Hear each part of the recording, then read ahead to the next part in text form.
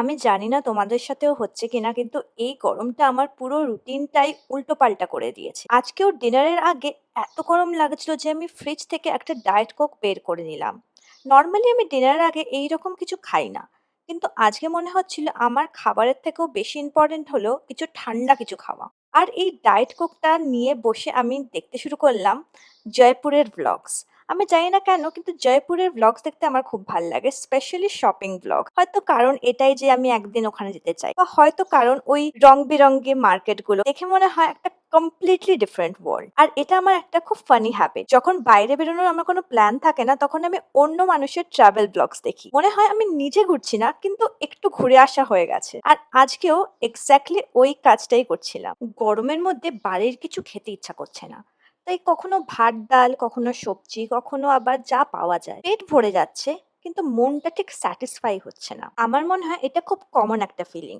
তোমার খিদে নেই, কিন্তু তাও কিছু একটা খেতে ইচ্ছা করছে।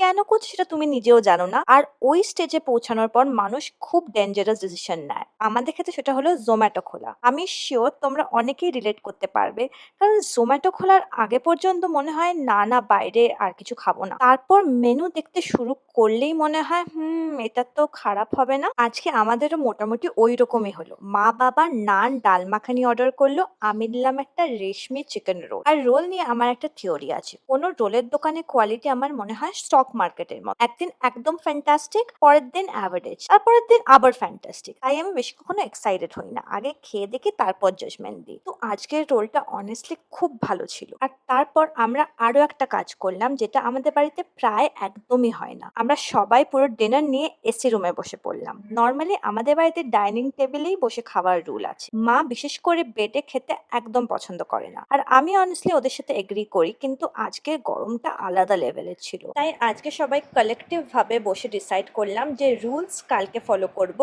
আজকে আগে ঠান্ডা হাওয়াতে বসি। কখনো কখনো এই ছোট ছোট রুল ব্রেক গুলোর মধ্যেও একটা আলাদা মজা আছে। কোনো স্পেশাল অকেশন না, কোনো সেলিব্রেশন না, কিন্তু একটা খুব গরমের দিন আর একটা এসি রুম, একটা ভালো চিকেন রোল আর ফ্যামিলির সাথে বসে ডিনার। আর অনেস্টলি এই মুহূর্তটাই এনাফ ছিল। আমি জানি না এটা তোমাদের সাথে হয় কিনা, কিন্তু আমার মনে হয় কিছু কিছু বৃষ্টি শুধু ওয়েদার চেঞ্জ করে না, মুডটাও চেঞ্জ করে দেয়। কাল রাত পর্যন্ত মনে হচ্ছিল গরমটা আমাদের সাথে পার্সোনাল শত্রুতা নিয়ে বসে আছে। এসি চলছে, ফ্যান চলছে, তারপরেও গরম। তারপর রাতে বৃষ্টি হলো, আর সকালে ঘুম থেকে উঠে প্রথম কাজ হলো জানলার বাইরে তাকানো। আর অনেস্টলি ওই মোমেন্টটা খুব ভালো লাগে, যখন ঘুম ভাঙার পর 1 সেকেন্ডের জন্য বোঝা যায় ওয়েদারটা কেমন। তারপর জানলা দিয়ে তাকিয়ে দেখি আকাশ পুরো মেঘলা, আর সাথে সাথে মুডটাও একটু হালকা হয়ে যায়। আমি মনে করি কলকাতায় থাকা মানুষজন এই ফিলিংটা খুব ভালো করে বুঝবে, কারণ গরমের মধ্যে একটা মেঘলা সকাল মানে লটারি লাগার মতো। আর সকালটা এমনি এমনি ভালো যাচ্ছিল, তার মধ্যে মা মর্নিং ওয়াক থেকে ফিরে আসার সময় জিলাপি নিয়ে এসছে। আর আমি কচুরি, জিলেপি এই টাইপের জিনিসগুলো দেখলে আমি খুব স্পেসিফিক্যালি একটা টাইমে ফিরে যাই, আমার কলেজ লাইফ। আমি জানি না কেন, কিছু খাবার আছে যেগুলো খেলেই মেমোরি অটোমেটিক্যালি ওপেন হয়ে যায়। আমার জন্য জিলাপি সেরকম। জিলাপি দেখলেই আমার হাজরা মোড়ে শ্রীহরির কচুরির কথা মনে পড়ে যায়। এখনো বিশ্বাস করি যে ওই কচুরিগুলো হলো ওয়ার্ল্ড ক্লাস। আমি জানি না নস্টালজিয়া বলছে নাকি টেস্ট বাডস বলছে, কিন্তু আমার কাছে ওরা এখনো বেঞ্চমার্ক। আর তারপর আমার চোখ পড়লো রুমের এক কোণে, সেখানে একটা বক্স বসে আছে, একদম চুপচাপ। একটু আমার মনে হচ্ছিল বক্সটা আমাকে জাজ করছে, কারণ ওই বক্সটা হলো আমার নতুন ফ্লোর ল্যাম্পের। আর ল্যাম্পটা আমার বাড়িতে এসে গেছে প্রায় 2-3 দিন আগে, কিন্তু আমি এখনো অ্যাসেম্বল করিনি। প্রতিদিন ভাবি করব, তারপর বলি এটা পরে করব। কিন্তু আজ ওয়েদারটা মনে হয় আমার প্রোডাক্টিভিটি আনলক করে দিল।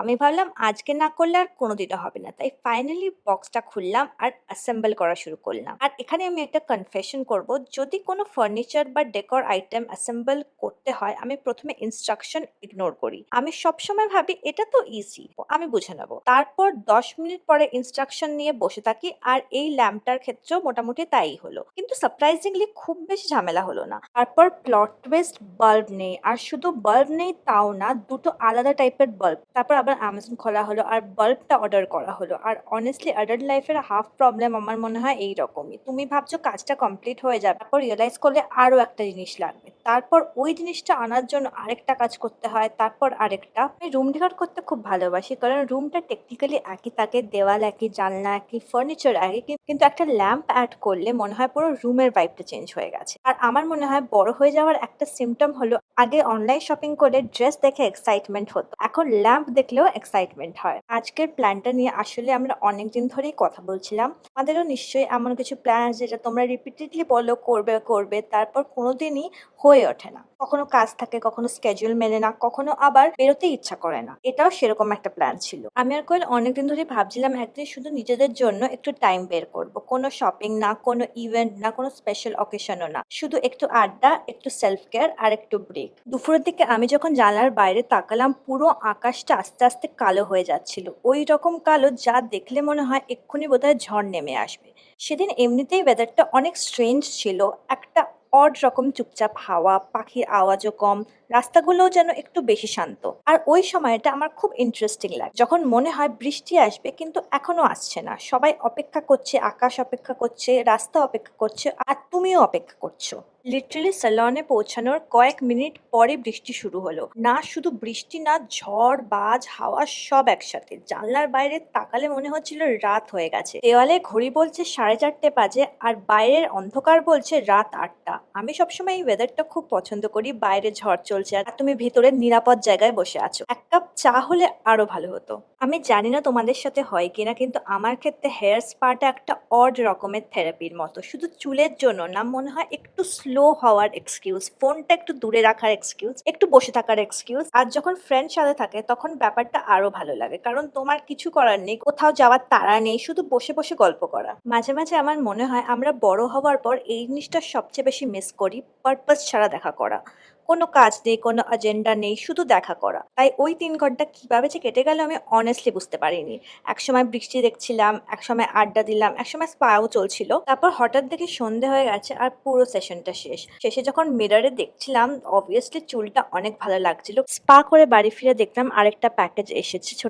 ছোটবেলায় হয়তো ভাবতাম রুম সাজানো মানেই ফার্নিচার কেনা, কিন্তু এখন বুঝি আসল মজা এই ডিটেলস। এই কিছু দিন ধরে আমার খুব ইচ্ছা করেছে আমার রুমটাকে একটু একটু করে আরো নিজের মতো করে তোলা। এখানে সবকিছু একটা জায়গায় থাকবে। তাই বেডসাইড টেবিলের জন্য এই ছোট্ট র্যাটন অর্গানাইজারটা নিলাম। খুব বড় কিছু না, কিন্তু এই ছোট ছোট জিনিসগুলো মিলেই তো একটা রুমের ফিলটা বদলে দেয়।